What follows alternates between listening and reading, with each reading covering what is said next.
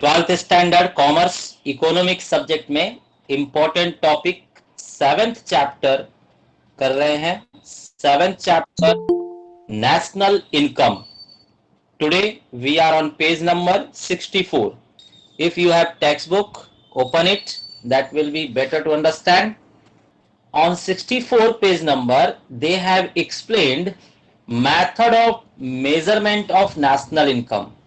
Students, we have many methods of measuring national income. हमारे पास national income measure करने के लिए कई मेथड्स हैं।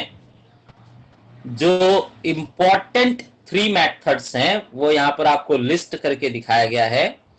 There are 3 methods of measuring national income. National income measure करने के 3 मेथड हैं। मेजर मतलब क्या होता है स्टूडेंट? मापना। जैसे आपके घर की इनकम कितनी है, आपके घर की इनकम कितनी है तो आप चेक करेंगे कि मम्मी की सैलरी कितनी है, पापा की सैलरी कितनी है, भैया की सैलरी कितनी है, सबकी सैलरी आप प्लस करके फिर बताओगे तो आप मेजर कर रहे हो, मतलब कैलकुलेट कर रहे हो।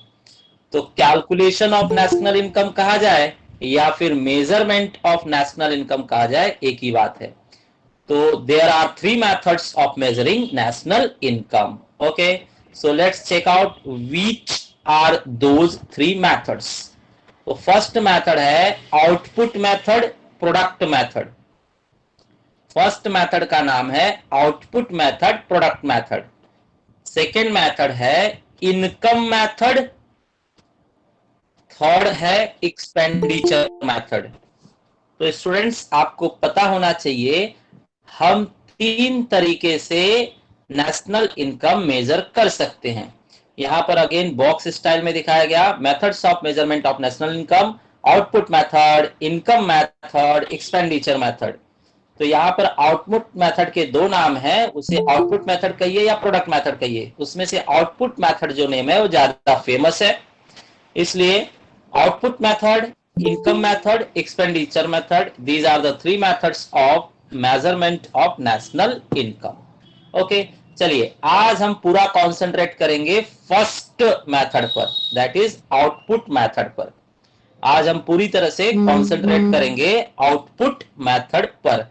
तो चलिए बेटा, आउटपुट मेथड क्या है वो आगे हम समझें। तो यहां पर आपको समझ में आने के लिए बहुत ही इजी स्लाइड्स बनाई गई हैं और एग्जाम्पल्स भी अच्छे अच्छे लिए गए हैं। आप ध्यान से सुनेंगे तो सारी बातें आपके दिमाग में लाइफ टाइम के लिए सेट हो जाएंगी।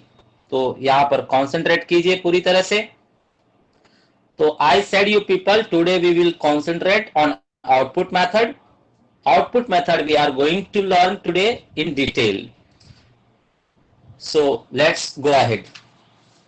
आप मान लीजिए स्टूडेंट्स, आपने डिसाइड कर लिया कि हमें क्या करना है, आउटपुट मेथड से डिसाइड करना है नेशनल इनकम। तो स्टूडेंट्स पहले तो आप ये सोचोगे कि output method, income method, expenditure method नाम क्यों रखा गया होगा, 3 मेथड क्यों है। तो स्टूडेंट्स आप देखिए, जो भी परचेज सेल होता है, जो भी प्रोडक्ट प्रोड्यूस होता है आपके कंट्री में, उसी से क्या होता है, नेशनल इनकम पता चलता है। आपका देश अगर ज्यादा प्रोडक्ट प्रोड्यूस कर रहा है तो आपके देश का नेशनल इनकम ज्यादा होगा। आपका देश कम प्रोड्यूस कर रहा है तो आपके देश का नेशनल इनकम कम माना जाएगा। जैसे मान लीजिए गांव में फैक्ट्रीज कम है, फॉर्म्स, कारखाने कम है गांव में, तो वहां पे नेशनल इनकम, लोगों की पर कैपिटा इनकम लेस है। लेकिन शहर में क्या है, लोगों का इनकम ज्यादा है क्योंकि यहाँ पर बहुत सी चीजें प्रोड्यूस की जाती हैं। जिस देश में मान लीजिए चाइना का नाम आप सुने हैं, जापान का नाम सुने हैं, वहां इतना ज्यादा प्रोडक्ट प्रोड्यूस करते हैं लोग कि वो प्रोडक्ट प्रोड्यूस करके खुद तो यूज करते ही हैं और बाहर सभी देशों को एक्सपोर्ट करते हैं। तो जिस देश में प्रोडक्ट एंड सर्विसेज ज्यादा प्रोड्यूस होगा उस देश का नेशनल इनकम ज्यादा होगा। तो इस तरह से आप समझ रहे हैं कि मेन तो हम नेशनल इनकम प्रोडक्ट के मदद से फाइंड आउट करते हैं। तो चलिए देखते हैं प्रोडक्ट क्या है। तो आपके सामने मान लीजिए कोई प्रोडक्ट है, ये आपके सामने प्रोडक्ट है। अब ये प्रोडक्ट क्या करता है, कोई बेचता है और कोई खरीदता है, mean someone is selling and someone is purchasing. तो यहां पर देख लीजिए कोई बेच रहा है और कोई खरीद रहा है। तो यहां पर मैं आपको दिखाता हूं कि 8000 का मान लीजिए प्रोडक्ट है, 8000 का प्रोडक्ट आपने क्या किया है, प्रोड्यूस किया है। तो आपके देश में आउटपुट कितने का हुआ, 8000। शब्दों पे ध्यान देंगे स्टूडेंट्स, आउटपुट कितना है आपके देश का, 8000। अब अगर कोई सेल कर रहा है तो उसे इनकम, जैसे ये फाइल वाली लेडी क्या कर रही है, सेल कर रही है, तो वो सेलर है, उसके लिए अगर ये प्रोडक्ट वो सेल करेगी तो उसके लिए इनकम कितना होगा, 8000।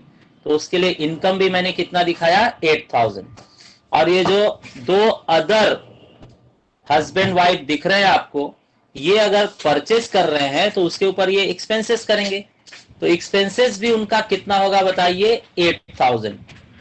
अब आपके सामने फिगर क्लियर कट कॉन्सेप्ट दे रहा है, क्लियर कट आपको आइडिया दे रहा है कि जिस देश में 8000 का आउटपुट होगा, 8000 का प्रोडक्ट होगा, उस देश में सेलिंग करके इनकम कितने की होगी, 8000 की, और शॉपिंग करके मतलब परचेज करके एक्सपेंडिचर भी कितना होगा, 8000 का।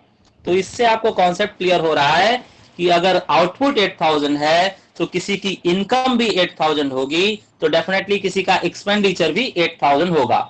अगर कोई खर्चा कर रहा है तो कोई कमा रहा है, मतलब इनकम अगर आपके देश की 8000 है, मतलब एक्सपेंडिचर भी आपके देश का क्या होगा, 8000 होगा। तो अलग अलग लोग क्या है, अलग अलग बेस पर नेशनल इनकम फाइंड आउट करते हैं। कुछ लोग प्रोडक्ट के मदद से, कुछ लोग इनकम के मदद से, कुछ लोग एक्सपेंडिचर के मदद से, क्योंकि सब जान चुके हैं कि आउटपुट 8000, इनकम भी 8000, एक्सपेंडिचर भी 8000। That means always output is equal to income is equal to expenditure. Correct. तो स्टूडेंट्स, इसी कॉन्सेप्ट को दिमाग में रखते हुए इन लोगों ने 3 मेथड बना दिया है। तो आप ऊपर से हेडिंग देखकर बता सकते हैं मुझे कौन से 3 मेथड बन गए, output method, second is income method, and third is expenditure method. तो स्टूडेंट्स, आपको ये 3 नाम कैसे इन लोगों ने इंट्रोड्यूस किया, कैसे रखा, वो मैंने आपको समझा दिया। अब इन 3 मेथड में से हम आउटपुट मेथड को डिटेल में समझेंगे, लेकिन थोड़ा सा और एग्जांपल्स देख लिया जाए तीनों मेथड के क्या होते हैं और किस तरह से ये वर्कआउट करता है। तो नाम पहले दिमाग में बिठा लीजिए बेटा, methods of measuring national income are 3। First one output method, second one income method, and third one is expenditure method. Let's go ahead. Here students, आप मान लीजिए किसी घर के किसी बच्चे का इनकम कितना है वो फाइंड आउट करना चाहते हैं। करेक्ट। तो बच्चा गया घर से सुबह निकलकर और शाम को घर पर आया। अब मान लीजिए उसकी कोई सिस्टर है और जानना चाहती है कि आज का, उस दिन का, उस भाई का इनकम क्या था। तो वो क्या चेक करेगी कि भाई ने कितना सामान घर पे खरीद कर लाया है। बहन क्या चेक करेगी, आउटपुट मेथड यूज कर रही है मान लीजिए बहन, तो वो चेक करेगी कि भाई ने कितना सामान परचेज करके लाया है। तो सारा सामान क्या है वो एक जगह पर जमा करेगी और चेक करेगी कि कौन सा सामान कितने का है, कौन सा सामान कितने का है, कौन सा सामान कितने का है। तो मान लीजिए भाई ने शूज परचेज किया है 2000 का, शर्ट परचेज किया है 3000 का, मोबाइल परचेज किया है 8000 का, पिज्जा लेकर आया है 600 का, केक लेकर आया है 400 का। इस तरह से बहन समझ जाएगी कि उस दिन उसकी इनकम कितनी रही होगी, पूरा प्लस करके 14000। तो भाई की इनकम उस दिन की कितनी समझ में आ रही है, उसे प्लस करके 14000। आप ये देखिए स्टूडेंट्स कि उसने मेथड क्या यूज किया, उसने आउटपुट मतलब प्रोडक्ट, जितने भी प्रोडक्ट वो घर में लाया सारा प्लस करके उसने बता दिया कि भाई का इतना इनकम है। तो ये कौन सा मेथड होता है स्टूडेंट्स, आउटपुट मेथड। लेकिन पप्पा जो है वो इतने इंटरेस्टेड नहीं है कि एक एक चीज को लेकर बैठ के काउंट किया जाए। पप्पा डायरेक्टली क्या करेंगे, भाई को बुलाएंगे और पूछेंगे, क्या पूछेंगे, वो इनकम मेथड यूज करेंगे। पप्पा इनकम मेथड यूज करेंगे। इनकम मेथड कैसे यूज होगा देखिए जरा। पप्पा ने भाई को बुलाया और बोला, बेटा आज सुबह मॉम ने कितना पैसा दिया था आपको? तो बेटा कहेगा, मॉम मींस मम्मी ने दिया था 4,000 and father you was given me 10,000। तो मम्मी ने 4,000 दिया था, पप्पा ने 10,000 दिया था, तो 4,000 और 10,000 मिलाकर भाई के पास 14,000 था। तो this way we again come on the same answer. लेकिन यहां पर मेथड बिल्कुल अलग यूज किया गया। प्रोडक्ट तो टच ही नहीं किया हमने, कोई भी सामान खोलकर देखा ही नहीं हमने।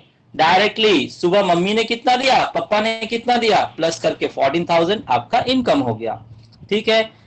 मान लीजिए फ्रेंड्स हैं, भाई के फ्रेंड्स हैं, वो भी जानना चाहते हैं कि इसको आज कितना इनकम मिला था। तो वो क्या करेंगे, उसके पॉकेट में जो बिल पड़ा हुआ है वो चेक कर सकते हैं। तो मतलब उसने किस चीज पर कितना खर्च किया, किस चीज पर कितना खर्च किया। मतलब उसके फ्रेंड्स कौन सा मेथड यूज कर रहे हैं, एक्सपेंडिचर मेथड। एक्सपेंडिचर मेथड, तो एक्सपेंडिचर मेथड मतलब उसने कहां कहां एक्सपेंसेस किया। तो उन लोगों ने भाई के पॉकेट से क्या किया, खर्चों का लिस्ट निकाला। तो भाई बड़े एक्सपेंसिव लग रहे हैं, बहुत सारी चीजों पर खर्चा किया भाई ने। तो उन्होंने देखा कि पहला जो बिल है उनके पॉकेट में वो फैशन स्टोर बिल है। मतलब जहां से फैशन वाली चीजों को खरीदा उन्होंने, वहां का बिल उनके पॉकेट में है 8,000 का। और मोबाइल शॉप में उन्होंने जो खर्चा किया वहां का बिल है उनके पॉकेट में 8,000 का। और फूड कोर्ट में जो इन्होंने एक्सपेंसेस किया उसका बिल है इनके पॉकेट में 1,000 का। अब फ्रेंड्स लोगों ने भी इन सारे बिल अमाउंट को प्लस कर दिया, तो एक्सपेंसेस मेथड से फिर इन्हें उतना ही आंसर मिला, हिज इनकम इज 14,000। तो स्टूडेंट्स आपको ये टेक्स्ट बुक में नहीं मिलेगा, मैंने आपको फिगर और एग्जाम्पल के हिसाब से बहुत ही इजी वे आपको समझा दिया है कि आप अलग अलग स्टाइल, अलग अलग मेथड यूज कीजिए, सभी सही है। फाइनली आप सेम कंक्लूजन पर, सेम आंसर पर, सेम नेशनल इनकम पर पहुंचेंगे। प्रोडक्ट मेथड से भी 14,000, इनकम मेथड से भी 14,000 और एक्सपेंडिचर मेथड से भी 14,000 भाई की इनकम पता चल रही है। तो स्टूडेंट्स आप सभी लोग अपने मन में एक बार दोहरा लीजिए। प्रोडक्ट को देखकर आप कैलकुलेट करेंगे तो उसे आउटपुट मेथड कहा जाएगा। इनकम रिसीव्ड मेथड से आप चेक करेंगे तो उसे इनकम मेथड कहा जाएगा। और expenses made in the market आप ध्यान में रखकर अगर कैलकुलेट करेंगे तो उसे एक्सपेंडिचर मेथड कहा जाएगा। Correct students. तो इस तरह से हमने तीनों मेथड को डिटेल में समझा है। अब चलिए, ये तो शॉर्ट में एग्जांपल हो गया। अब बेस में जो output method, income method, expenditure method है वो किस तरह से कैलकुलेट होता है उसे भी हम नाइस पिक्चोरियल एग्जांपल से समझ लेते हैं। तो यहां पर देखिए स्टूडेंट्स, यहां पर हमारे पास एक इंसान है और वो जानना चाहता है कि पूरे देश की, मतलब हमारे पूरे इकोनॉमी की, पूरे इंडिया की जो नेशनल इनकम है वो कितनी है। तो वो अब दिमाग में तीन मेथड बिठा चुका है। पहला मेथड बताइए, आउटपुट मेथड। दूसरा मेथड बताइए, इनकम मेथड। तीसरा मेथड बताइए, एक्सपेंडिचर मेथड। तो अगर आउटपुट मेथड से देखना है, अगर आउटपुट मेथड से देखना है तो वो क्या करेगा, चेक करेगा कि आपके देश में कितना प्रोडक्ट एंड सर्विसेज प्रोड्यूस की गई हैं। शब्दों को ध्यान दीजिए बेटा, बहुत ही इंपॉर्टेंट कॉन्सेप्ट है ये, बहुत ही इंपॉर्टेंट कॉन्सेप्ट है ये।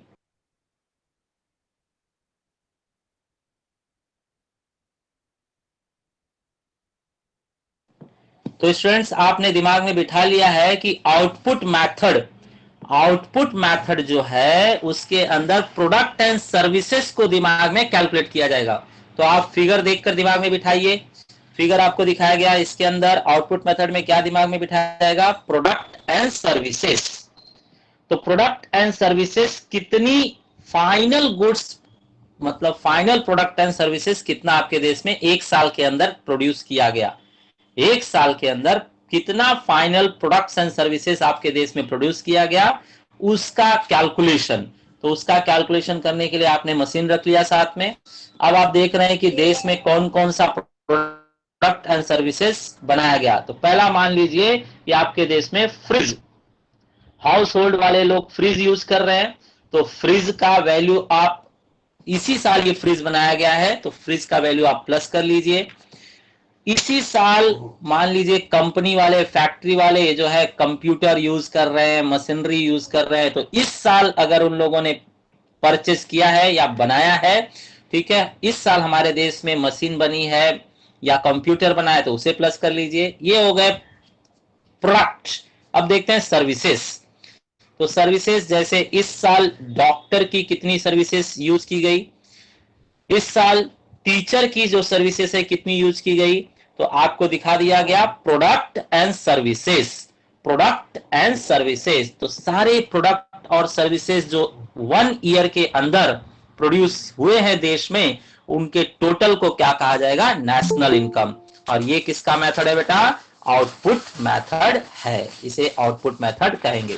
आउटपुट मेथड हमने खत्म किया। चलिए इनकम मेथड देखते हैं। इनकम मेथड में बेटा ये लोग इनकम चेक करते हैं कि आपकी इनकम कितनी है, देश के हर एक नागरिक की, हर एक कंपनी की इनकम कितनी है। तो हर एक सोर्स से जो भी लोग इनकम सैलरी कमाते हैं उनको आप प्लस कर लीजिए तो भी नेशनल इनकम मिल सकता है।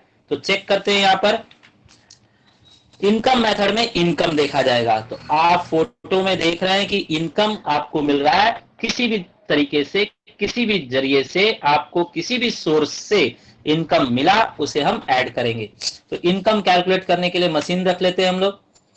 तो ये मशीन रखा हमने आपकी इनकम क्या काउंट करने के लिए। अब इनकम कहां कहां से हो सकती है जरा देखते हैं स्टूडेंट्स। इनकम हो सकता है कि आप क्या है, कहीं जॉब कर रहे हैं या खुद का बिजनेस है, ऑफिस है, तो आप ऑफिस में कई दिमाग लगाकर आप कमाने की कोशिश करते हैं, आपको इनकम मिलता है। या तो आपके पास दूसरा सोर्स भी है। दूसरा सोर्स कमाई का क्या है आपके पास स्टूडेंट्स, मान लीजिए आपके पास एक्स्ट्रा घर है, आपने रेंट पर दे दिया है, रेंट पर दे दिया है तो रेंट से भी आपकी कमाई हो रही है। इनकम सब प्लस करना है, किसी भी सोर्स से इनकम हो। इसके बाद स्टूडेंट्स मान लीजिए आपने कहीं इन्वेस्टमेंट करके रखा है, किसी कंपनी के शेयर में आपने इन्वेस्ट करके रखा है, या किसी फाइनेंशियल इंस्टीट्यूट में आपने इन्वेस्टमेंट करके रखा है, या बैंक में आपने फिक्स डिपॉजिट के तौर पे इन्वेस्टमेंट करके रखा है, उस पर आपको इंटरेस्ट मिल रहा है, तो वो भी आपकी इनकम है, वो इनकम लिस्ट में ऐड की जाएगी। इसके बाद स्टूडेंट मान लीजिए आपके पास और भी सोर्स हैं, आप सेलिब्रिटी हैं। अगर सेलिब्रिटी हैं तो किसी भी शो में जाते हैं तो वहां से भी आपको इनकम होती है। तो किसी भी शो में आप जा रहे हैं, किसी भी घर से रेंट मिल रहा है, किसी भी इन्वेस्टमेंट से इंटरेस्ट मिल रहा है, किसी भी बिजनेस से आप प्रॉफिट कमा रहे हैं, तो ये सारे इनकम को आप प्लस कीजिए और जो मिलेगा वो क्या कहलाएगा, नेशनल इनकम। नेक्स्ट स्टूडेंट्स, ये इनकम मेथड हमने कंप्लीट किया। Last one expenditure method. बहुत ही ध्यान से सुनिए स्टूडेंट्स, ये सब टेक्स्ट बुक में आपको नहीं मिलेगा। यहां पर आप एक बार अच्छी तरह से एग्जांपल्स की तौर पर दिमाग में बिठा लेंगे तो बहुत ही लॉन्ग समय तक, लॉन्ग टाइम आपके दिमाग में ये बना रहेगा। चलिए लास्ट मेथड देखते हैं, एक्सपेंडिचर मेथड। एक्सपेंडिचर मेथड मतलब इसके अंदर हम देखेंगे कि आप एक्सपेंसेस कहां कहां कर रहे हैं। ठीक है, तो हम काफी एक्सपेंसेस कर देते हैं कुछ चीजों पर, तो उनका पूरा बिल देखेंगे कि क्या क्या चीज कहां कहां पर आपने खर्चे किए। तो खर्चे को चेक करने के लिए मशीन रख लिया जाए। खर्चे, एक्सपेंडिचर को हम लोग चेक कर रहे हैं, कैलकुलेट कर रहे हैं, उसे ऐड करने की कोशिश करेंगे।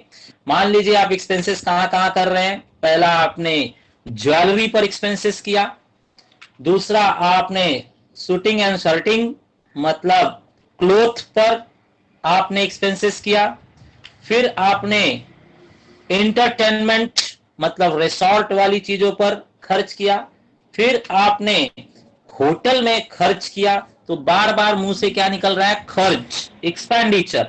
ज्वेलरी पर एक्सपेंडिचर, शर्टिंग पर एक्सपेंडिचर, रिसोर्ट पर एक्सपेंडिचर, होटल पर एक्सपेंडिचर। तो सारे एक्सपेंडिचर को आप अगर आप प्लस कर लो तो जो टोटल आएगा उसे हम नेशनल इनकम कहेंगे। तो इस तरह से स्टूडेंट्स तीनों मेथड को आपको एग्जाम्पल के थ्रू समझाया गया। तीनों मेथड में आप दिमाग में बिठा लीजिए। आउटपुट मेथड में क्या होगा, प्रोडक्ट एंड सर्विसेज कितनी बनी है उसको प्लस कीजिए। इनकम मेथड में क्या होगा, पूरे देश में जितने भी नागरिक हैं अलग अलग सोर्स से इनकम कमा रहे हैं उन सारे इनकम को प्लस कीजिए तो कितना आ रहा है वो नेशनल इनकम होगा।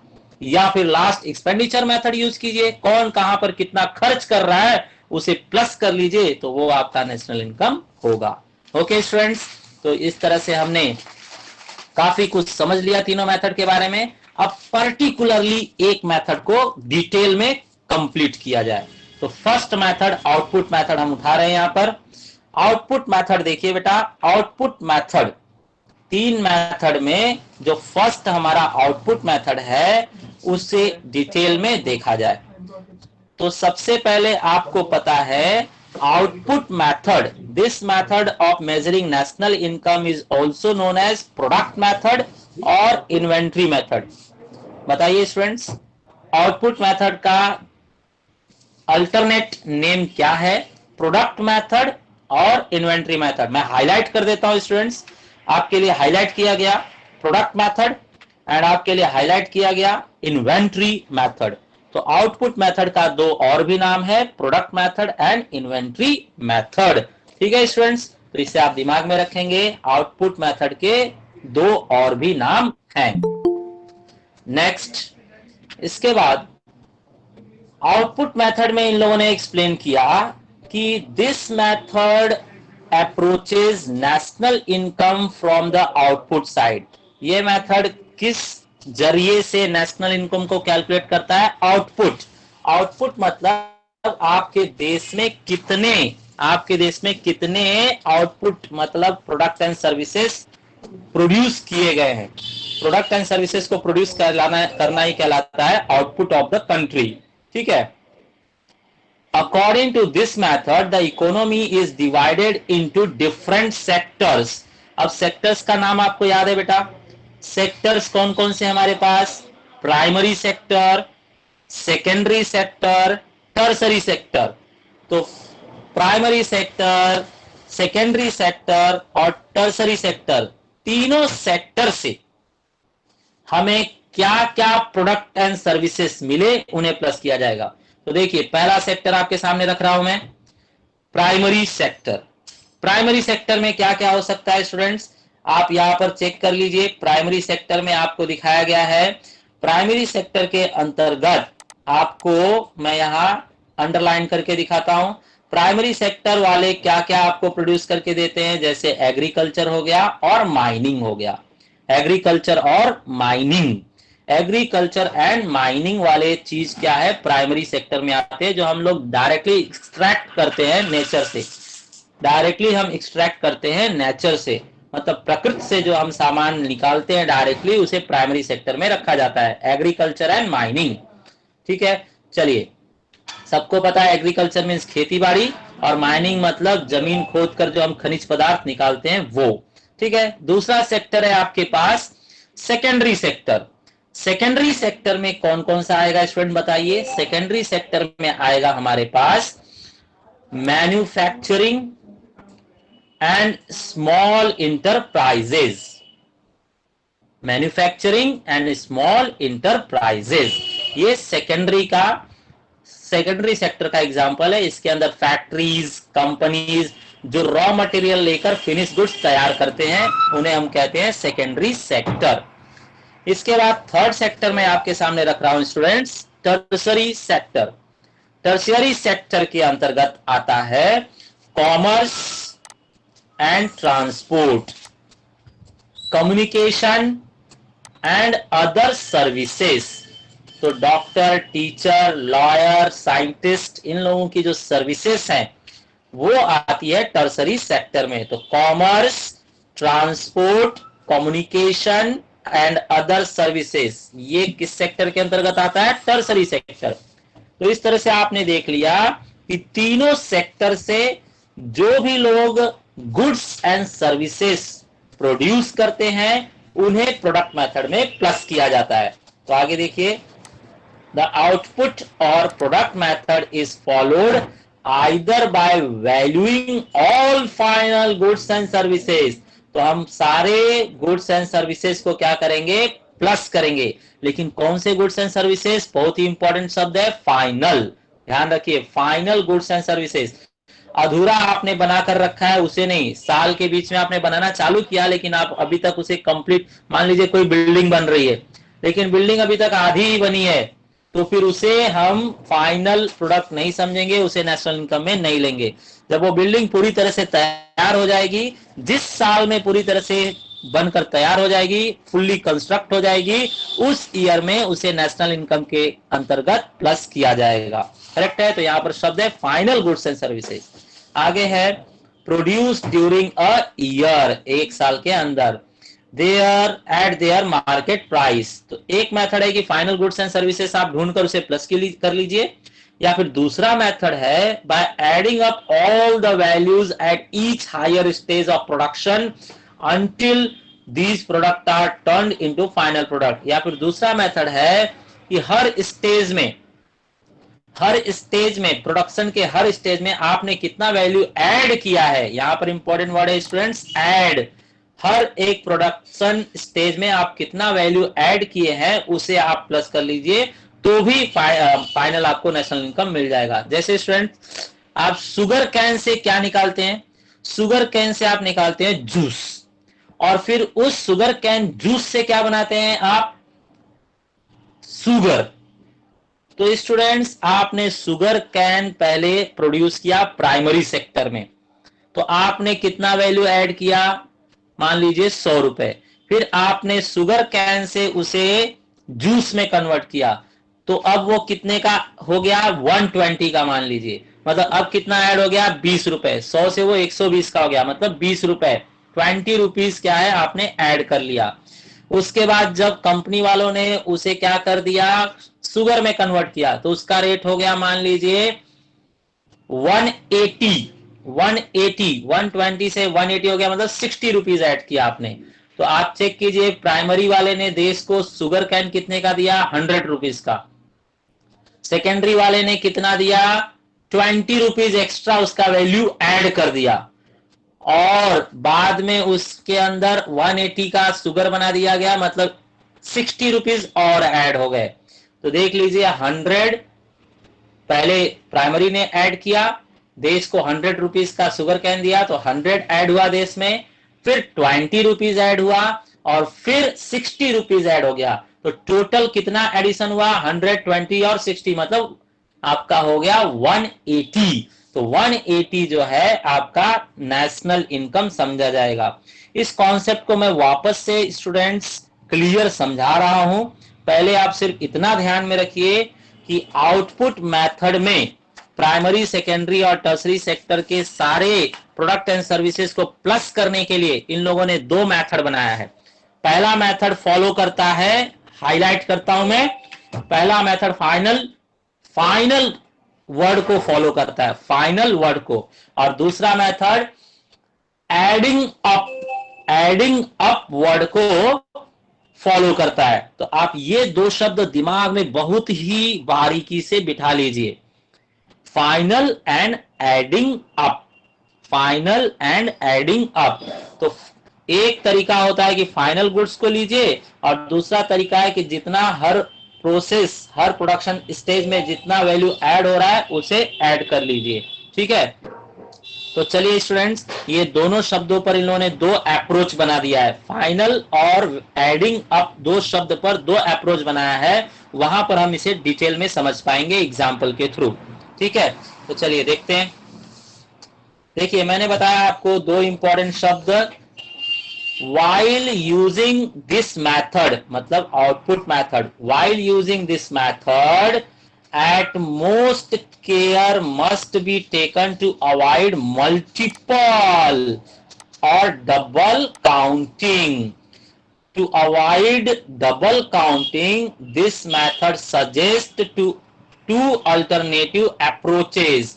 कितने स्टूडेंट्स, टू अल्टरनेटिव अप्रोचेज है हमारे पास for the measurement of GNP, मतलब देश का नेशनल इनकम, जीएनपी मतलब देश का national income, gross national product, gross national product. तो आपको मैं यहां पर बता रहा हूं स्टूडेंट, दो रास्ता है हमारे पास, ग्रॉस नेशनल प्रोडक्ट या फिर नेशनल इनकम देश का कैलकुलेट करने के लिए हमारे पास टू अल्टरनेटिव मेथड्स हैं, जिनको दो नाम दिया गया है, पहला अप्रोच एंड सेकेंड अप्रोच।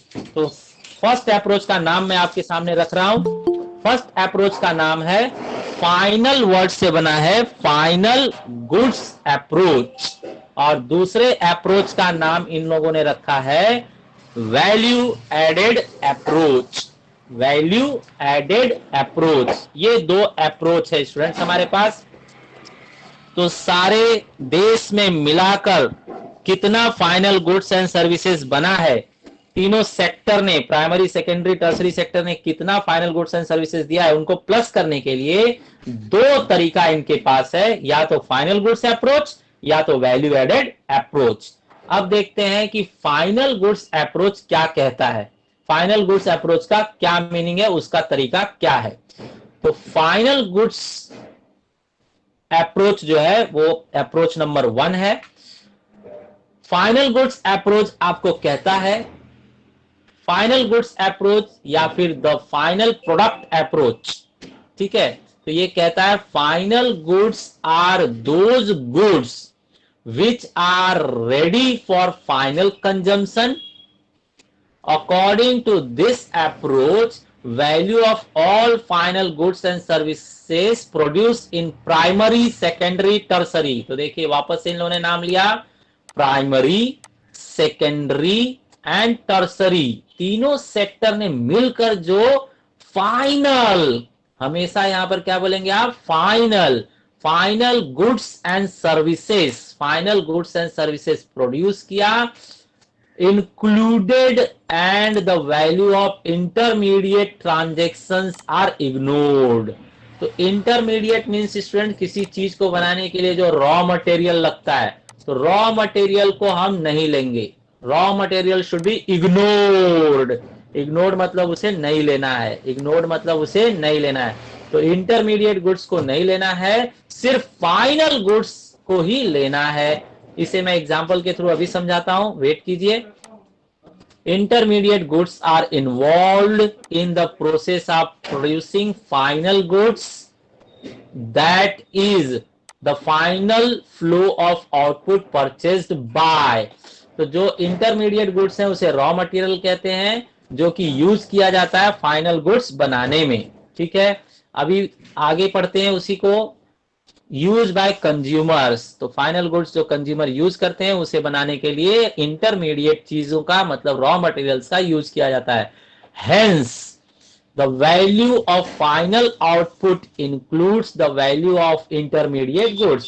तो जो फाइनल गुड्स है उसके अंदर रॉ मटेरियल की तो वैल्यू कोई भी प्लस करके ही बताता है, ठीक है। जैसे आपको शक्कर की कीमत ली जा रही है, तो शक्कर में क्या है, शुगर कैन की भी कीमत है और शुगर कैन के जूस की भी कीमत प्लस करके शुगर की फाइनल कीमत उसके ऊपर प्रिंट की जाती है, ठीक है। तो इंटरमीडिएट का जो वैल्यू है वो फाइनल गुड्स में ऐड पहले से ही रहता है, इसलिए हम इंटरमीडिएट गुड्स का वैल्यू नहीं लेंगे, नहीं तो डबल काउंटिंग हो जाएगा, मल्टीपल काउंटिंग हो जाएगा, रॉन्ग हो जाएगा, ठीक है। जैसे मैं आपको फिर से समझाता हूं स्टूडेंट्स, मान लीजिए किसान ने शुगर कैन प्रोड्यूस किया, देश में जो रिप्रेजेंटेटिव्स हैं गवर्नमेंट के, वो आए पूछने के लिए कि आपका इनकम कितना है, तो वो बता देगा कि मेरे पास तो शुगर कैन 10,000 का है इस साल। तो 10,000 उन लोगों ने प्लस कर लिया कि फार्मर ने 10,000 का शुगर कैन प्रोड्यूस किया है। फिर ये लोग जा रहे हैं फैक्ट्री में, फैक्ट्री में जाकर इन्होंने पूछा आपके पास क्या है, क्या प्रोड्यूस किया आपने, तो उसने बताया कि मैंने गन्ने का जूस मतलब शुगर कैन का जूस निकाला है और वो हो गया है 12,000 का। तो उसने 12,000 प्लस कर लिया।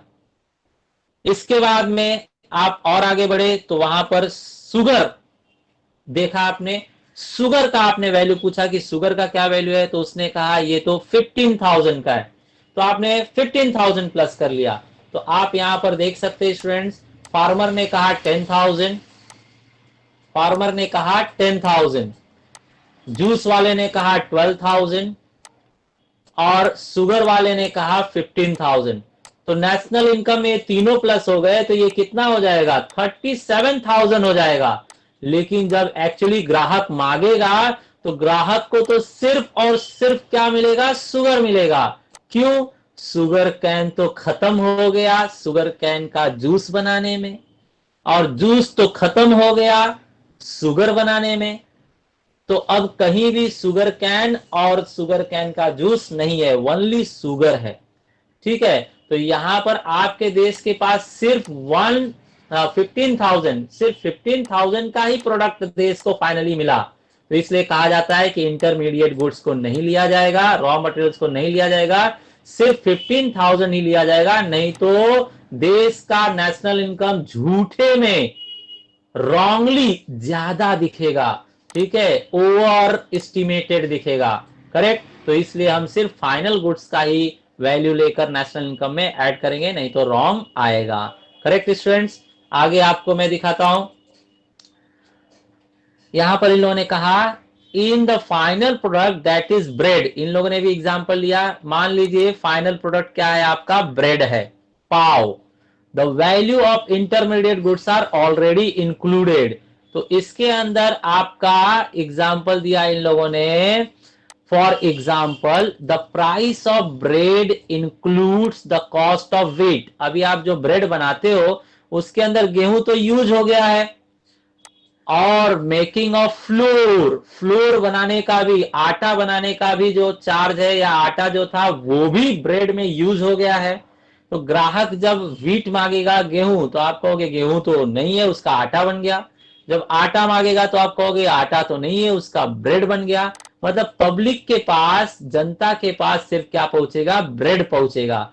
इसलिए बोथ इंटरमीडिएट, मतलब व्हीट और फ्लोर क्या है, इंटरमीडिएट हैं, उन्हें नहीं लिया जाएगा। Their value are paid up during the process of production. वो तो ड्यूरिंग प्रोसेस खत्म हो गए, व्हीट और फ्लोर ड्यूरिंग प्रोसेस खत्म हो गए। In the final product, final product बनाने में, ब्रेड को बनाने में, the value of intermediate goods are already included. तो ब्रेड में रॉ मटेरियल मतलब इंटरमीडिएट गुड्स पहले से ज्वाइंट है, इसलिए सिर्फ आप फाइनल गुड जो ब्रेड है वही लीजिए। दस a separate counting of the value of intermediate goods along with the counting of value of final goods would mean double counting। तो अब यहां पर आपको क्लियर पता चल रहा है स्टूडेंट्स, आप फाइनल गुड्स को जब ले रहे हो तो ध्यान रखो कि इंटरमीडिएट गुड्स को मत लो, नहीं तो खतरा है। क्या खतरा है? डबल काउंटिंग का, ज्यादा हो जाने का। स्टूडेंट, कुछ बच्चे होशियार रहते हैं, एग्जाम में क्या करते हैं, एक क्वेश्चन का आंसर लिख दिया उन्होंने स्टार्टिंग में, फिर उन्हें दूसरे क्वेश्चन का आंसर नहीं आ रहा है तो लास्ट में फिर से उसी क्वेश्चन का आंसर लिख देते हैं। जो टीचर फास्ट चेक करेगा वो पहले भी लिखे हुए पर मार्क्स दे देगा, और बाद में सेम क्वेश्चन का आंसर फिर से लिखा हुआ है उस पर भी मार्क्स दे देगा। तो इस तरह से डबल काउंटिंग हो जाएगी, तो उसे एक्स्ट्रा मार्क्स मिल जाएगा, जो कि गलत है। तो इसी तरह से डबल काउंटिंग नेशनल इनकम को भी कैलकुलेट करने में ना हो, इसलिए फाइनल गुड्स अप्रोच यूज किया जाता है, इंटरमीडिएट गुड्स को कट कर दिया जाता है। To avoid this the final value of only final products goods must be computed. तो इस गलती को, इस खतरे को हटाने के लिए ओनली फाइनल गुड्स को ही प्लस किया जाएगा, जो फाइनल गुड्स एंड सर्विसेज है वही सिर्फ लिया जाएगा। इसको समझाने के लिए और एग्जांपल्स लेता हूं स्टूडेंट्स में, ध्यान दीजिए। मान लीजिए आपके पास व्हीट है, कितने का, 100 रुपए का। उसे आपने मिल में दिया, व्हीट मिल में, तो वो क्या बन गया, फ्लोर मिल में जाकर आटा बन गया 150 का। तो जब व्हीट 100 का था, जैसे ही आपने उसे फ्लोर में कन्वर्ट किया, प्रोसेस किया, तो वो 150 का बन गया। फिर 150 का जो फ्लोर है वो बेकरी वाले लेकर गए, फ्लोर बेकरी वाले लेके गए और उन्होंने फिर प्रोसेस किया और उसका क्या बना दिया, ब्रेड बना दिया। ब्रेड कितने का, मान लीजिए हो गया 400 रुपए का। तो अब जो कंज्यूमर है, अल्टीमेट कंज्यूमर जो है, उसको क्या मिलेगा, व्हीट नहीं मिलेगा, क्योंकि व्हीट क्या है, इंटरमीडिएट गुड्स है। इंटरमीडिएट मतलब रॉ मटेरियल है, वो तो खत्म हो गया। कंज्यूमर को फ्लोर भी नहीं मिलेगा, क्योंकि वो भी क्या है, इंटरमीडिएट गुड्स है, वो भी खत्म हो गया ब्रेड बनाने में। और आपका ब्रेड जो है वो क्या है, फाइनल गुड्स है। तो यहां पर इकोनॉमिस्ट लोगों ने कहा है, हमारे जो इंटरमीडिएट है वो नहीं लिए जाएंगे, मतलब इंटरमीडिएट व्हीट है वो नहीं लिया जाएगा, उसको कट कीजिए। इंटरमीडिएट फ्लोर है, आटा है, उसे भी नहीं लिया जाएगा, उसे कट कीजिए। फाइनल गुड है जो ग्राहक के पास पहुंचेगा वो ब्रेड है, तो ब्रेड को आप ले लीजिए, ब्रेड पर आप स्टैंप मार दीजिए, okay this will be accepted. तो आपका नेशनल इनकम इस तरह से क्या माना जाएगा, 400 रुपए, जो ब्रेड की फाइनल कीमत है 400 रुपए, वो ली जाएगी। इंटरमीडिएट का कॉस्ट नहीं लिया जाएगा, क्योंकि इंटरमीडिएट की कीमत जो है वो फाइनल गुड्स में ऑटोमेटिक पहले से ही ऐड है। ठीक है स्टूडेंट्स, तो ये था आपका final goods approach. Final goods approach में क्या किया जाता है, फाइनल गुड्स का ही वैल्यूज लिया जाता है। आगे बढ़ते हैं स्टूडेंट्स, आपके पास सेकेंड अप्रोच जो है, सेकेंड अप्रोच जो है उसका नाम है value added approach. Value added approach कहिए या द वैल्यू एडेड मेथड कहिए, मेन फेमस नाम जो है वो पहला नाम ही है वैल्यू एडेड अप्रोच, ये फेमस नाम है। तो वैल्यू एडेड अप्रोच में क्या होता है, in order to avoid double counting, double counting को ये लोग बहुत डेंजरस मानते हैं स्टूडेंट्स। एक और एग्जांपल देता हूं आपको, जैसे आपके घर में लोग पूछने आए कि क्या क्या है आपके घर में सामान, तो पप्पा से पूछा गया कि पप्पा बताइए, तो उन्होंने कहा कि हमने पूछा कि बाइक है क्या आपके पास, तो उन्होंने कहा हाँ बाइक तो है, मैं चलाता हूँ, जॉब पे जाता हूँ, ऑफिस में जाता हूँ। फिर भाई से पूछा गया बाइक है क्या आपके पास, तो बोला हाँ मैं बाइक से ही कॉलेज जाता हूँ। तो आपने लिख लिया कि 2 बाइक इनके घर में है, लेकिन बाद में पता चल रहा है कि वही बाइक सुबह पप्पा यूज करते हैं और बाद में दोपहर में क्या है वही बाइक भाई कॉलेज जाने के लिए यूज करता है। तो बाइक एक ही है, लेकिन आपने क्या कर लिया, 2 बार नेशनल इनकम में ऐड कर लिया। ठीक है, तो इस तरह से ये क्या हो गया, डबल काउंटिंग हो गया। तो ये डबल काउंटिंग क्या है, रॉन्ग है। डबल काउंटिंग क्या है, रॉन्ग है। आपके घर में बाइक कितनी है, बाइक आपके घर में एक ही है, लेकिन आपने कितनी बार दिखा दिया है, 2 बार दिखा दिया है, तो ये आपका क्या कहा जाएगा, रॉन्ग कहा जाएगा। ठीक है स्टूडेंट्स, आगे बढ़ते हैं, इसको आप डिटेल में समझ लीजिए। In order to avoid double counting value added approach is used. तो वैल्यू एडेड अप्रोच, तो डबल काउंटिंग को आसानी से सावधानी से कैलकुलेट करने के लिए, डबल काउंटिंग को अवॉइड करने के लिए, हटाने के लिए हमने ये नया वैल्यू एडेड अप्रोच क्या है, इंट्रोड्यूस किया है। और value added approach students superior माना गया है, फाइनल गुड्स की कंपेयर में वैल्यू एडेड अप्रोच ज्यादा सुपीरियर माना गया है। ठीक है, तो देखते हैं, according to this approach the value added at each stage of production process is included. The difference between the value of final output and input, final output and input मतलब जो फाइनल आउटपुट है और जो उसे बनाने के लिए आपने रॉ मटेरियल यूज किया है, रॉ मटेरियल मतलब intermediate goods, at each stage मतलब हर स्टेज पर production is called value added. तो आपको मैंने एग्जांपल दिया था स्टूडेंट्स, फार्मर ने शुगर बनाया तो पहला प्रोसेस मतलब प्रोडक्शन स्टेज है जिसमें 100 रुपीज का शुगर कैन बनाया गया। उसके बाद में मिल वाले ने शुगर कैन से जूस बनाया तो वो सेकेंड प्रोसेस है। और थर्ड इस प्रोसेस में क्या होता है, जूस से शुगर बनता है। तो हर प्रोसेस में आपने कितना एक्स्ट्रा वैल्यू ऐड किया है प्रोडक्ट के कीमत में, उसे हम वैल्यू एडेड कहते हैं। डबल काउंटिंग ना होने के लिए हर प्रोसेस स्टेज पर आपने कितना एक्स्ट्रा वैल्यू प्रोडक्ट में ऐड किया है, उन सभी एक्स्ट्रा वैल्यूज को हम लेकर टोटल करेंगे तो वो होगा आपका जीएनपी मतलब national income.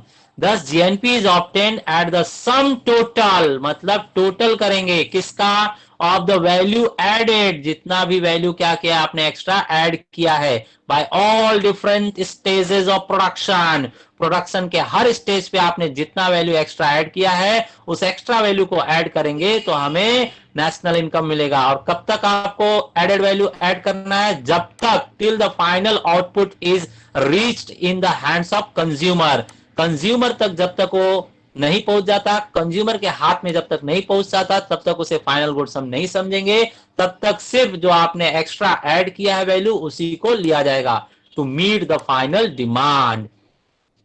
This can be illustrated with help of the following table. अब एक आपके सामने टेबल रखेंगे जिससे आपको ये कॉन्सेप्ट पूरी तरह से क्लियर हो जाएगा। तो स्टूडेंट्स गो अहेड। यहां पर हमारे पास देखिए एक टेबल रखा है इन लोगों ने। टेबल को अच्छी तरह से समझने के लिए पहले एक एग्जांपल मैं आपको दिखाता हूं।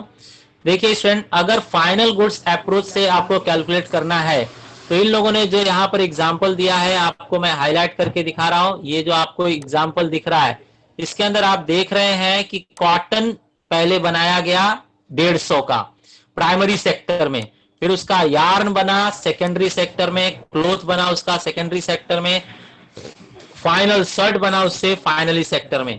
तो ये आपका जो प्रोसेस अलग अलग सेक्टर में आपको अलग अलग प्रोसेस करके वैल्यू ऐड करते करते कॉटन 150 का, फिर उसे बढ़ाकर यार्न बना दिया, धागा थ्रेड बना दिया 250 का, फिर उससे कीमत बढ़ाकर क्लोथ बना तो 400 का हो गया, फिर क्लोथ से जब शर्ट बना तो वो 500 का हो गया। तो हर स्टेज में वैल्यू बढ़ रही है ना। तो इसको जरा हम बाहर जरा चेक करते हैं। अगर फाइनल यहां पर आपको दिखाया गया, अगर फाइनल गुड्स अप्रोच होता तो ये लोग नेशनल इनकम कैसे कैलकुलेट करते, चेक कीजिए। कॉटन था 150 का, उससे यार्न बन गया तो 250 का हो गया, फिर यार्न से जब क्लोथ बन गया तो वो 400 का हो गया, फिर क्लोथ से जब वो शर्ट बन गया तो वो 500 का हो गया। इसके बाद आप देख सकते हैं कॉटन इसमें क्या माना जाएगा, इंटरमीडिएट गुड्स। यार्न भी क्या माना जाएगा, इंटरमीडिएट गुड्स। क्लोथ भी क्या माना जाएगा, इंटरमीडिएट गुड्स। जो ग्राहक के पास पहुंचेगा, कंज्यूमर के पास पहुंचेगा, वो है आपका फाइनल शर्ट। तो फाइनल गुड किसे कहेंगे, हम शर्ट को कहेंगे। तो इंटरमीडिएट को आप कट कर दीजिए, कॉटन नहीं लिया जाएगा नेशनल इनकम में, यार नहीं लिया जाएगा, क्लोथ नहीं लिया जाएगा, लिया जाएगा तो शर्ट। तो एक्सेप्ट कीजिए शर्ट की वैल्यू, शर्ट की वैल्यू कितनी है 500, तो नेशनल इनकम में ऐड किया जाएगा 500। तो इस तरह से ये फाइनल गुड्स अप्रोच है। अब इसी को हम दूसरे मेथड में देखते हैं कि वैल्यू एडेड अप्रोच में इसे कैसे किया जाता। तो वैल्यू एडेड अप्रोच में देखा जाए, वैल्यू एडेड अप्रोच में टेबल भी देखिए आप और मेरा एग्जाम्पल भी देखिए, टेबल भी देखिए और एग्जाम्पल भी देखिए। तो ये आपका टेबल जो है, अब हम वैल्यू एडेड अप्रोच से इसी क्वेश्चन को देखेंगे। तो चेक कीजिए स्टूडेंट, आपने जब स्टार्ट किया प्रोसेस तो देश में कुछ नहीं था, लेकिन किसान ने मेहनत किया और कॉटन प्रोड्यूस किया 150 का। फिर मिल वालों ने मेहनत किया, कॉटन से यार्न बनाया 250 का, फिर यार्न से क्लोथ बना 400 का, फिर क्लोथ से शर्ट बन गया 500। ठीक है, तो आप यहां पर अगर देखेंगे तो हर स्टेज में वैल्यू कितना ऐड हुआ है, हर स्टेज में वैल्यू कितना ऐड हुआ है वो चेक किया जाए। तो ध्यान से देखिए बेटा, स्टार्ट में जब आपने शुरू किया तो कुछ नहीं था, मतलब जीरो, और जब कॉटन बन गया तो 150 का कॉटन देश के पास आ गया, मतलब देश को कितना वैल्यू ऐड करके मिला 150। जो डिफरेंस हमने चेक किया प्रोसेस में, जो डिफरेंस है आउटपुट और इनपुट में, वो 150 का है। फिर जब आप कॉटन से यार्न बनाते हैं, जब आप कॉटन से यार्न बनाते हैं तो फिर वैल्यू ऐड हो गया 150 से, अब यार्न 250 का हो गया, मतलब डिफरेंस कितने का है 100 का। तो आपके प्रोडक्ट में वैल्यू ऐड हुआ है 100 रुपीज। तो डिफरेंस बोलिए या वैल्यू ऐड बोलिए 100 रुपीज।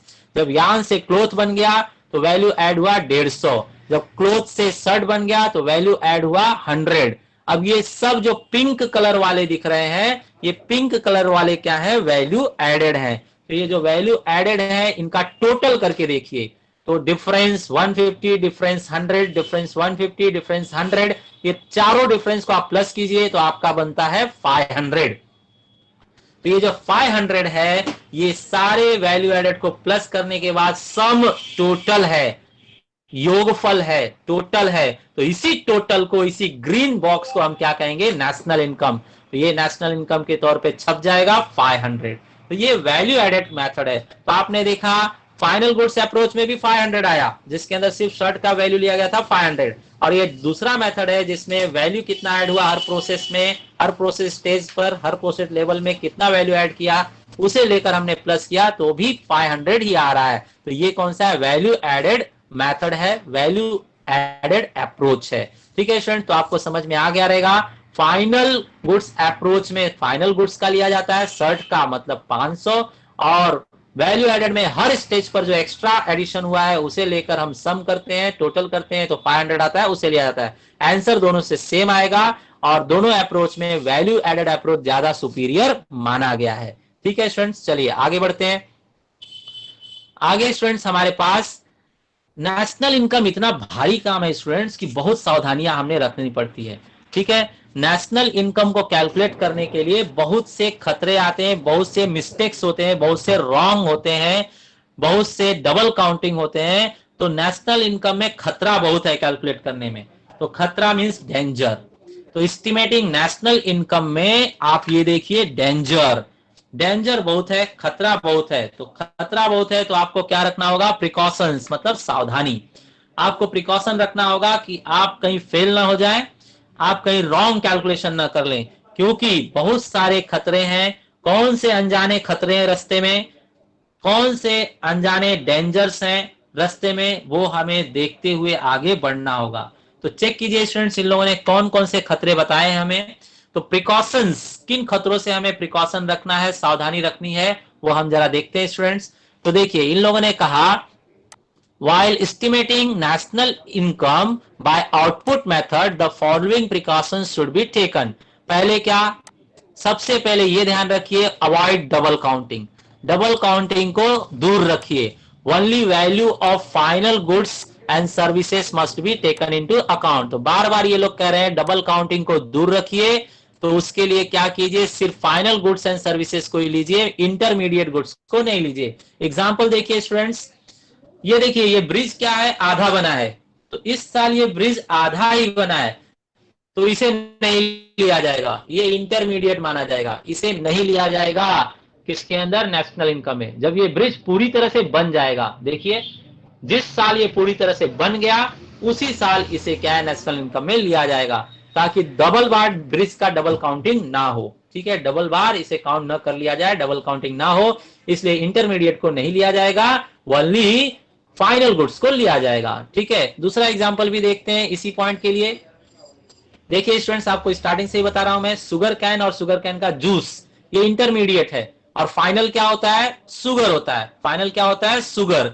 तो हम लोग इंटरमीडिएट मतलब शुगर और शुगर कैन को नेशनल इनकम में नहीं लेंगे, सिर्फ किसको लेंगे हम लोग, शुगर को। Sugar is final good and services जो है उसी को ही लिया जाएगा, मतलब शुगर को ही नेशनल इनकम में लिया जाएगा। ये हो गया फर्स्ट पॉइंट का एक्सप्लेनेशन। सेकंड देखते हैं students, goods used for self consumption by farmer should be estimated by a guesswork। अभी देश में हमारे किसान इतना ज्यादा प्रोडक्शन करते हैं, लेकिन वो लोग ज्यादा करके खुद के ही परिवार के लिए रख लेते हैं, मार्केट में बेचते ही नहीं है। लेकिन देश में वो प्रोड्यूस तो हुआ था ना अनाज, ठीक है, तो बेचा नहीं मार्केट में, तो क्या हुआ, खुद के लिए यूज किया गया, तो उसका वैल्यू हम अंदाजे से, ठीक है, कैसे, गेस वर्क मतलब अंदाजे से उसकी कीमत लगाकर वो भी हम अपने देश के नेशनल इनकम में ऐड करेंगे।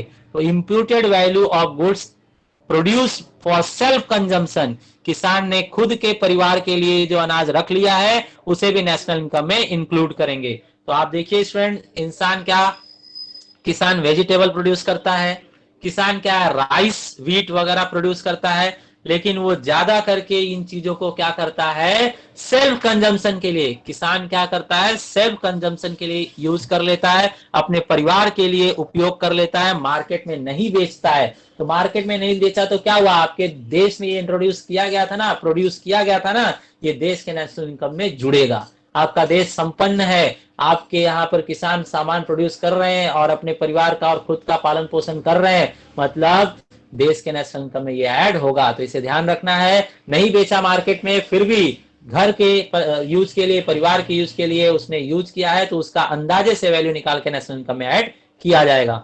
थर्ड पॉइंट देखिए students, indirect taxes included in market price. यहां पर बताया गया कि indirect tax included in market price to be deducted. तो आप अगर कहीं भी जा रहे हैं कोई सामान खरीदने के लिए, तो उसके अंदर जीएसटी पहले से ही ऐड रहता है। तो हम क्या है, जीएसटी सामान जो बना है ना, गवर्नमेंट उसके ऊपर जीएसटी चार्ज कर देती है। तो जीएसटी जो डायरेक्ट टैक्स, इनडायरेक्ट टैक्स, जो इनडायरेक्ट टैक्स सरकार चार्ज करके और पहले से ही एमआरपी में जो प्राइस छपा हुआ है सामान पर, उसके अंदर पहले से ही गवर्नमेंट ऐड कर देती है। तो हमें ध्यान रखना है कि इनडायरेक्ट टैक्स को माइनस करना है, हमें माइनस करना है। क्या लिखा है? टू बी डिडक्टेड, मतलब माइनस करना है। मैं अभी पूछता हूं, ध्यान रखिएगा। इनडायरेक्ट टैक्स को क्या करेंगे आप? डिडक्ट करेंगे। एंड सब्सिडीज, और सरकार जो सब्सिडीज देती है गरीबों को, फ्री में अनाज देती है, फ्री में कपड़े देती है, स्कूल में ड्रेस देती है, साइकिल देती है, लैपटॉप देती है फ्री में स्टूडेंट्स को, तो ये जो पब्लिक को फ्री मिलता है वो तो सामान किसी ने प्रोड्यूस किया होगा, वहां से फ्री उठाकर गवर्नमेंट दे रही है, लेकिन वो सामान तो प्रोड्यूस हुआ था ना। तो सब्सिडीज को हम क्या करेंगे? ऐड करेंगे, सब्सिडीज टू बी एडेड।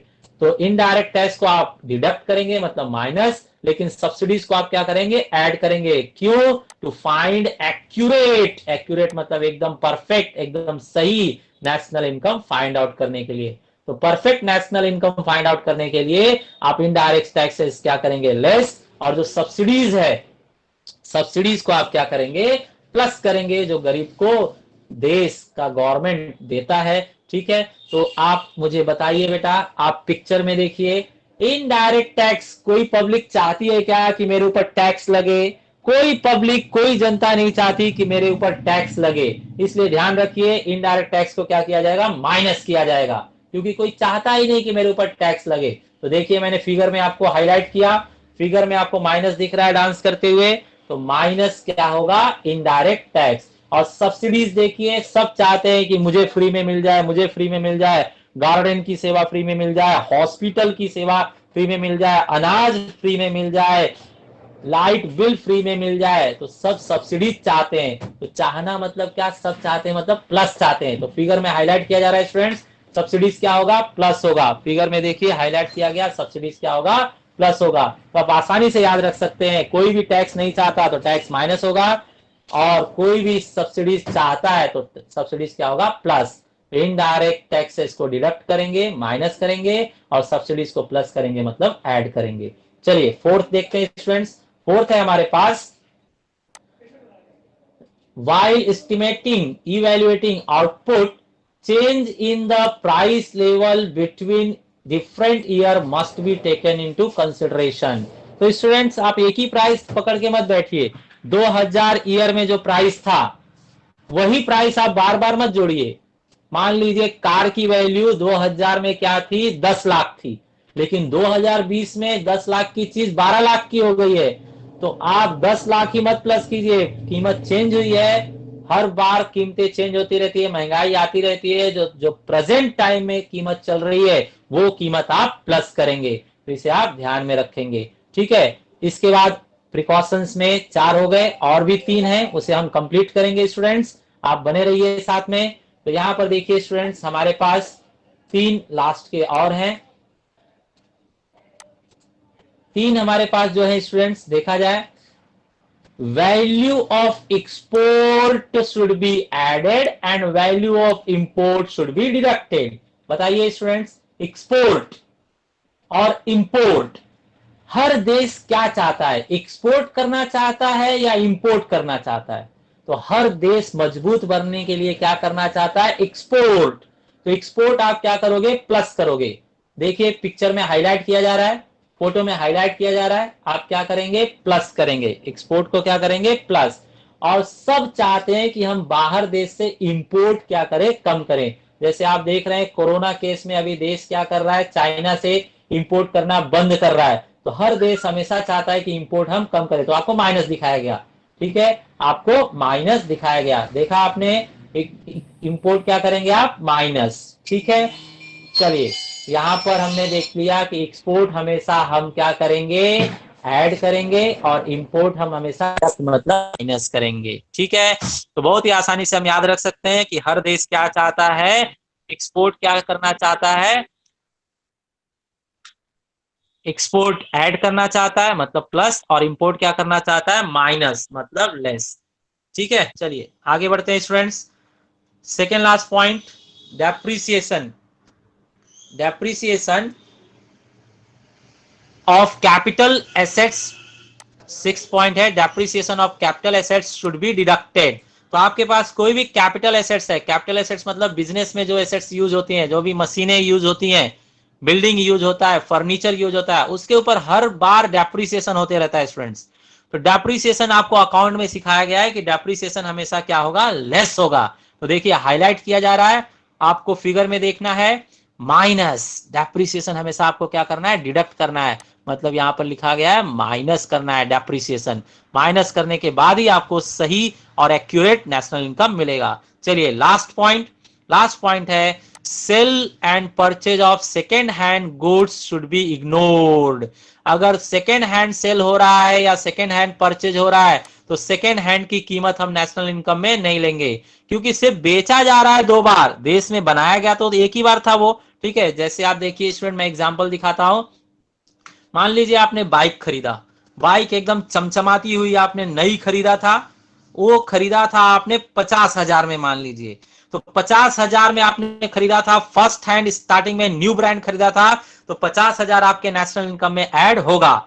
लेकिन जब वो घिस गया, पुराना हो गया, आउटडेटेड हो गया, जुना हो गया, आपको नहीं जम रहा है, तो किसी और को बेच रहे हो और तब आप 20,000 में बेच रहे हो, तो ये 20,000 में आप बेच रहे हो तो 20,000 आपके नेशनल इनकम में ऐड नहीं होगा, सेकेंड हैंड सेल ऐड नहीं होगा। फर्स्ट हैंड वाला 50,000 जो था वो प्रोड्यूस किया था आपके देश ने, वो ऐड होगा, और ये 20,000 में वापस आप बेच रहे हो तो 20,000 इग्नोर किया जाएगा, वो ऐड नहीं किया जाएगा। तो इग्नोर शब्द याद रखेंगे, सेकेंड हैंड सेल को नहीं लिया जाएगा। Finally output method is widely use in develop under developed countries. तो स्टूडेंट्स, इन लोगों ने कहा जो ये फर्स्ट वाला आउटपुट मेथड हम यूज कर रहे हैं, पढ़ रहे हैं, जो फर्स्ट मेथड है वो अंडर डेवलप्ड कंट्री मतलब India. India is developing country. ठीक है, तो डेवलपिंग कंट्रीज में या अंडर डेवलप्ड कंट्रीज में आउटपुट मेथड यूज होता है। ठीक है, लेकिन हमारे देश में क्या है, however it is less reliable. जो पहला मेथड आउटपुट मेथड है, इसको ये लोग इतना अच्छा नहीं मानते हैं, ज्यादा अच्छा मानते हैं इनकम मेथड और एक्सपेंडिचर मेथड को। आउटपुट मेथड को इतना अच्छा नहीं मानते हैं, because the margin of error, क्योंकि इसके अंदर मिस्टेक तो होना ही होना है, इसके अंदर मिस्टेक ज्यादा होता है कैलकुलेशन करते टाइम आउटपुट मेथड में। In India this method is applied to agricultural, mining and manufacturing. मतलब एग्रीकल्चरल प्रोडक्ट है, माइनिंग प्रोडक्ट है, मैन्युफैक्चरिंग प्रोडक्ट है, या फिर हैंडीक्राफ्ट प्रोडक्ट है, तो उसके लिए आउटपुट मेथड यूज किया जाता है। बट लेकिन ध्यान दीजिए, इट इज नॉट अप्लाइड, हमारे देश में ये मेथड कमजोर पड़ जाता है, तो इसे हम यूज नहीं करते for transport, commerce and communication sector in India. तो ये सभी के लिए, ट्रांसपोर्ट के लिए, कॉमर्स के लिए और कम्युनिकेशन के लिए आउटपुट मेथड नहीं, इनकम मेथड हमारे देश में यूज किया जाता है। सो स्टूडेंट्स, आज का लेक्चर हमने बहुत ही अच्छे अच्छे एग्जाम्पल और स्टेप्स को देखते हुए कंप्लीट किया। लेक्चर ध्यान से सुनने के लिए, कोऑपरेट करने के लिए आप लोगों को थैंक यू। ठीक है स्टूडेंट्स, अब आप यहां से लेफ्ट कर सकते हैं। किसी को डाउट है तो यहां पर मैं साथ में हूं, आप पूछ सकते हैं।